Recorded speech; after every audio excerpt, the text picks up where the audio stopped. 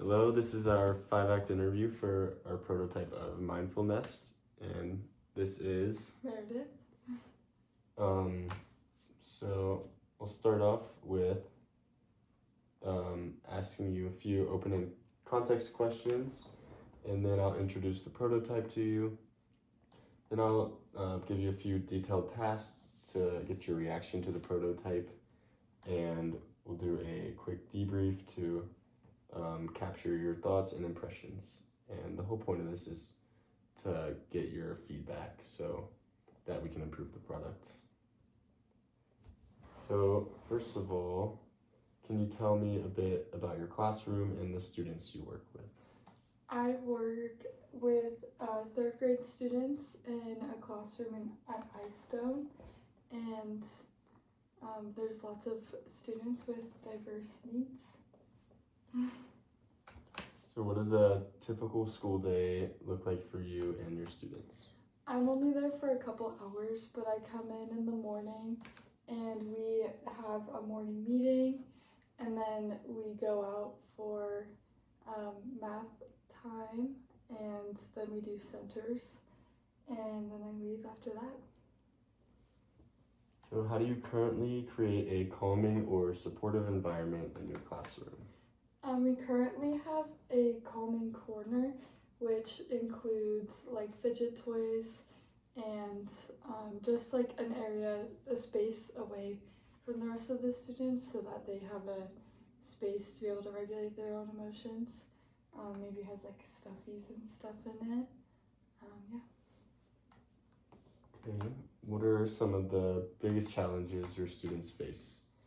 I think some of the biggest challenges my students face is being able to know when to regulate themselves, and perhaps having needing to know themselves well enough to be able to move themselves into a corner like that.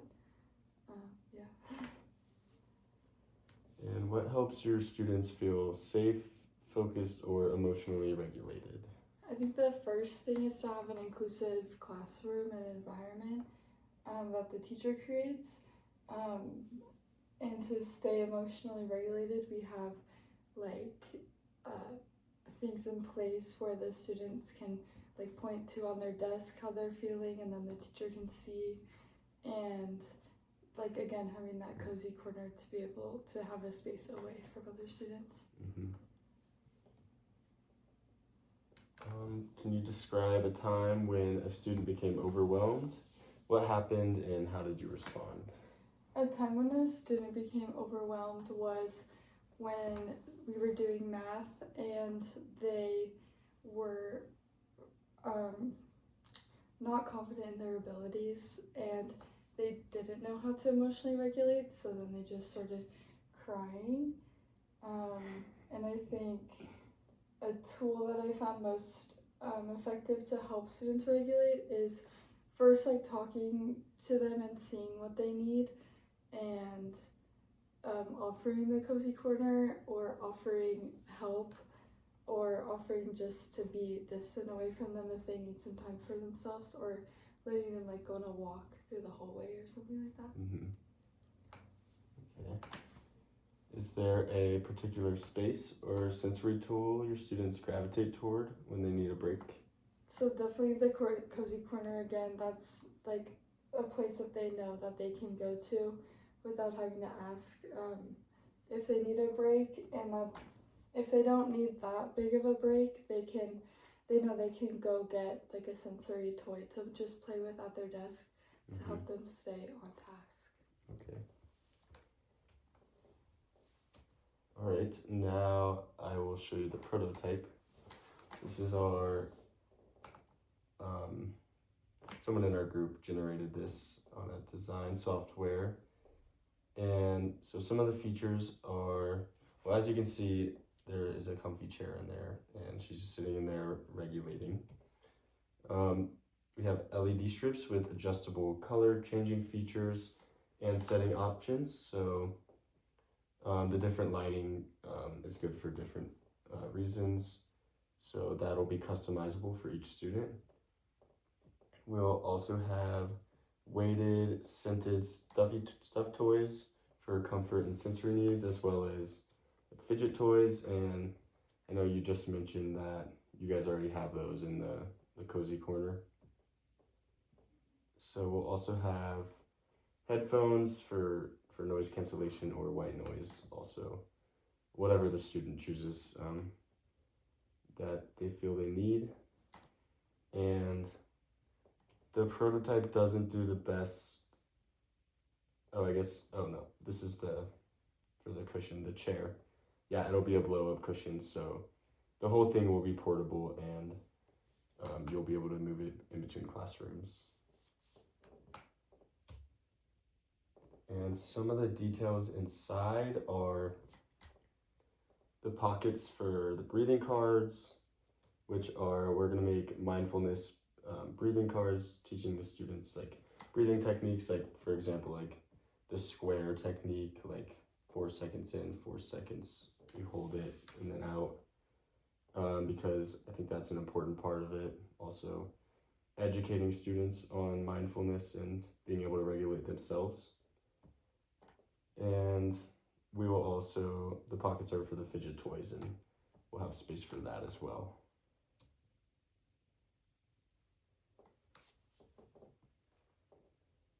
So some of the lighting, this is all the lighting and what the different settings do. There's a sunny day for energizing and positive. There's a cozy calm setting, a quiet cloud setting, and the rainbow glow.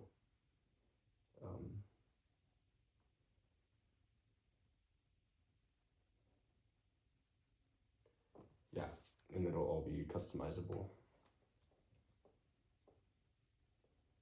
So this is essentially what it would look like,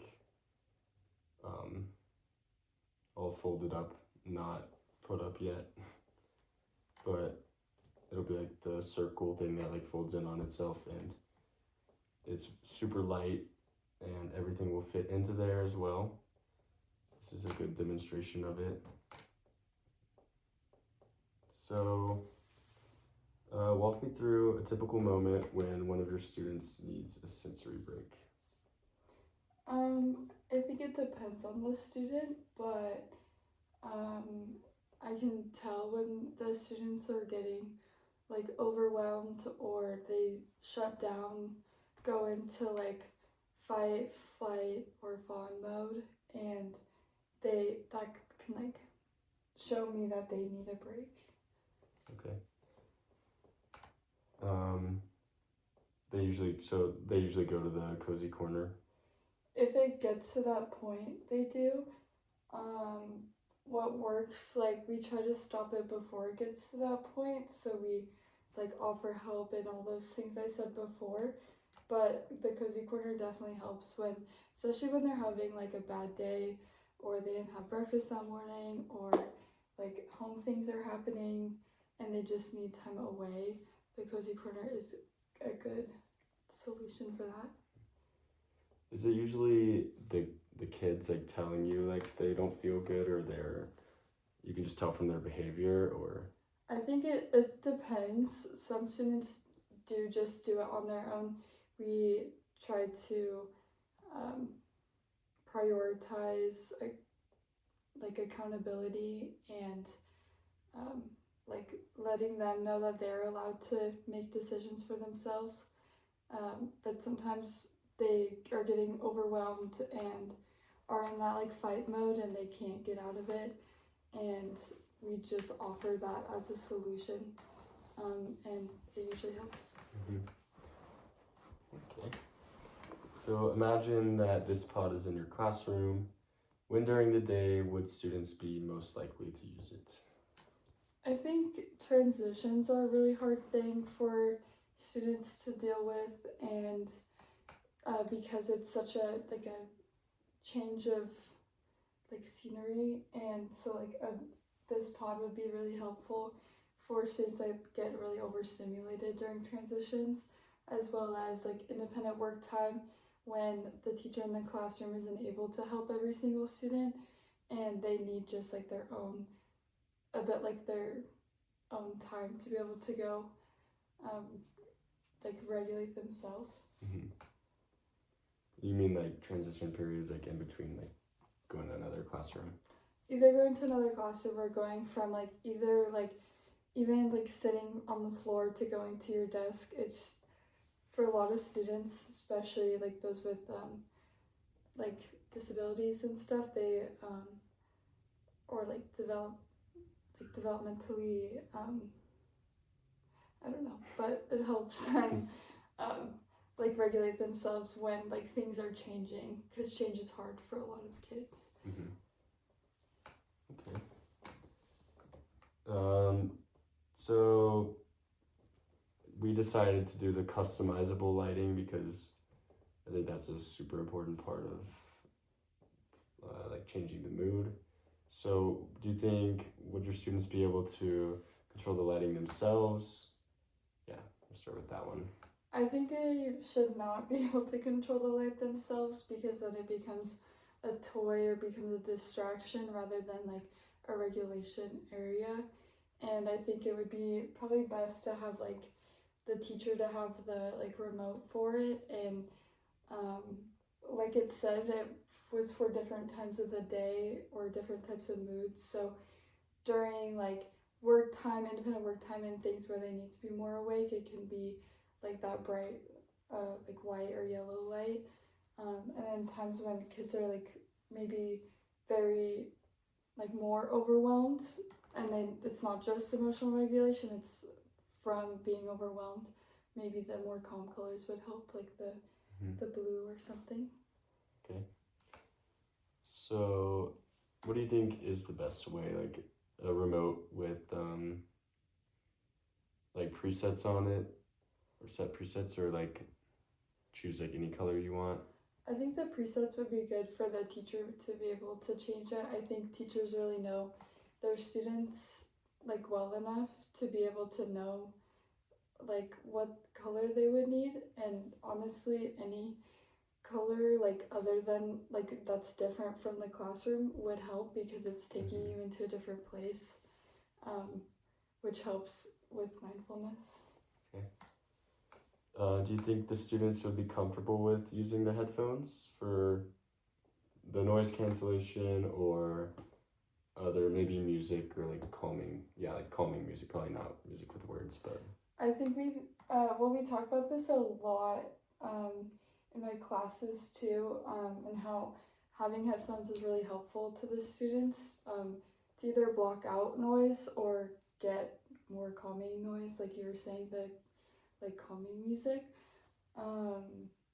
But we do think that it would maybe be a little hard for on like the other students if they see that they're getting like music and other kids aren't, especially like kids that are emotionally regulating themselves, but it's really hard for them, and they would like music but they don't need it enough, or they're not in the mindfulness, so they don't get it. So that might be a struggle for the class. Yeah, it's something we talked about a lot, like it being seen as a reward Yeah. or a punishment too. But yeah, also something we talked about a lot is like teachers. We think teachers like would need like some sort of special training for this. Do teachers now, like in your school, have any like special, education training or anything like that? Yeah, teachers, I'm pretty sure like around the Poudre School District get social emotional training, which is like helping teachers recognize, like what I was saying, recognize like when students are in need of social, like emotional regulation, and how to go about that, and how to go about that with previous knowledge of the student, because everyone needs different things to be able to succeed. Yeah. Cool. All right. Now, imagining this pod with your particular students, do any ones come to mind? I think there's a couple that would come to mind. There's definitely a couple that would benefit from the mindfulness. Do they act out? often. Yeah, and they're not necessarily disrupting the class, which does happen in other classrooms that I go into. But in my specific class, they are like very just they like visibly overwhelmed, and like the kid I mentioned before that they like started crying because they like got stuck on a math problem, and something like this would help take them out of that state. Yeah. So, yeah, do you think for those students, like, that is the need that is not currently being met for them? Like that would, I don't know, I guess solve it temporarily. I think there's would definitely be a need for like an actual distinct like different space. Like a cozy corner is like in the classroom, and they can still see the classroom and the students can still see the kid. And so maybe like having what you guys have with like the closing or like just even like the enclosure would help them, and the lights and the headphones can take them out of like the state of mind that they're in, rather than just sitting in a corner of the classroom with some toys. Yeah. Okay, now imagine you're on a field trip and a child has a breakdown. Do you think this product would be useful? I think there's yes and no.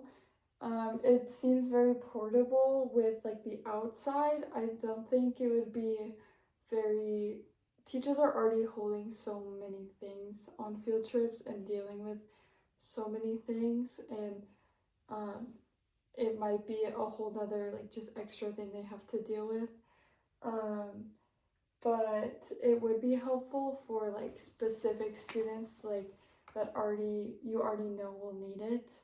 But that's when like currently probably those kids on these field trips would already have noise cancellation headphones and would like yeah, probably just that. But like having that separate space could be nice. Yeah, like in an emergency or something like. Yeah, and if they're acting out, they might just need a space away from people, and if they're already used to that space too, like if it already has the lights and they're used to the lights calming them down, that'd be really helpful. Yeah. Alrighty. So, yeah, you kind of already touched on that. Like teachers already have a lot in their hands, so it would be a little bit difficult to carry around on a field trip. There's no one to do that. Yeah, I think just like taking the outside part would be helpful. Like there's already pockets, like you said, to have the fidget toys in, and the lights already in it. And really the only other thing that's not like the twist up thing is like the chair, and that might take a long time to set or a while to set up, or a little extra time when you just need it now. So maybe just taking just the outside portable parts. Yeah. Would it be helpful? Okay. Do you see your students willingly using this product? I think, like you said, teachers would need to have education on how to implement this into their classroom, because if they don't, it could become like a toy or like a fun, like just like, oh, I brain break, instead of like I need to self-regulate. But like setting up that type of classroom would like allow the kids to want to use this product. And we talk a lot about autonomy, like giving kids autonomy, like knowing we trust you, that you know when you need to self-regulate, and so that's when you need to use it, and to not take advantage of it. But that's more like a classroom thing that has to go on with this being implemented, I think. Yeah. Do you think like a lot of the kids, like if they are overwhelmed or like freaking out, would not be excited to go into like a little enclosure? It doesn't sound very fun. It could affect kids with like claustrophobia or like trauma from it, like tight spaces or something like that. So that's something that needs to like be considered, I think, when implementing it into your classroom. But I seems pretty fun to me, and I think a lot of kids would really enjoy having that in the classroom. Yeah, we were thinking about, I guess you probably need like a parent consent form or something, so you could opt out of it if you really don't want to. Yeah, and I think it's important to not have it closed all the way, because that's an important, like, you have to still be able to see the kids all the time. So like, even it just being over them is helpful, but not having it closed all the way would be good for the classroom. Okay. Do you want to Do you see bullying as a potential issue? I think kids could get bullied if they're like maybe constantly using it, or if the teacher like doesn't set it up like I said. Like, I don't know, just depends on like the school environment that gets created at the beginning of the year. And I think this would need to be implemented at the very beginning of the year, so then but yeah, and then just talked about as a class, so that it's not seen as something that is weird or anything, or like different. It's just something that they need to be able to succeed. Okay. So yeah, that is the end. Just, I guess, some overarching thoughts. Is there anything anything you notice? And I like the scented stuffy toys and the weighted, like they're both weighted and scented. Again, that should be like noted for each student. Like, some kids, maybe a smell reminds, like from trauma, a smell could remind them of something or someone. And if that scent is in there, that could trigger them again. But having like, I don't know, like lavender, eucalyptus is probably a pretty safe bet, and having it weighted is nice. A lot of kids, like in like paraprofessional classrooms, have like maybe like weighted blankets or like weighted vests to help students calm down. So like making that into also a stuffy or a sensory toy would be super cool. And having fidget toys would be nice, and I would wonder if the fidget toys are allowed to be taken out of there and put back, or if they need to just be kept in there. I think the students could decide themselves, or like with the teacher, like what actually helps them. So maybe if they wanted something that will just be a distraction, they could be like, no. Yeah, or maybe like the teachers have all the toys and then they give it to them when they go in there or something. Or we usually have just like a basket though, so that works. Okay. Oh yeah, go back. This one? Yeah. The color one is interesting. Other than these like ones specifically for like energizing relaxation and focus, I think this sensory exploration could be used during like choice time or like play centers time. That's more like early childhood type of like what it would be needed for, like playtime in kindergarten too. But that probably, if I had a classroom, I wouldn't allow that for third grade, just because it would be too much of a distraction, unless maybe they're at recess and the kid was having a breakdown and they need to still have a brain break, but they can't make it outside because of their like meltdown. So maybe still having that choice on the remote, but definitely sticking to like the other colors. Okay. Yeah, you think that one's more like to like develop creativity, or like help less regulation? Yeah, and like this is like playful sensory. That's like a good, like a sensory toy. Maybe some kids don't need a sensory toy, but it's still just like stimulation and something to play with, which could just enhance like their mood or something. So that could be used for that. Okay. Cool. I also think a lot of teachers have lights like that in their classroom, so maybe they do. Yeah, but just making sure like to tell the kids that it's like a different thing. Okay. Cool. Well, thank you for all your feedback. Thank you. We will consider it. Sounds good.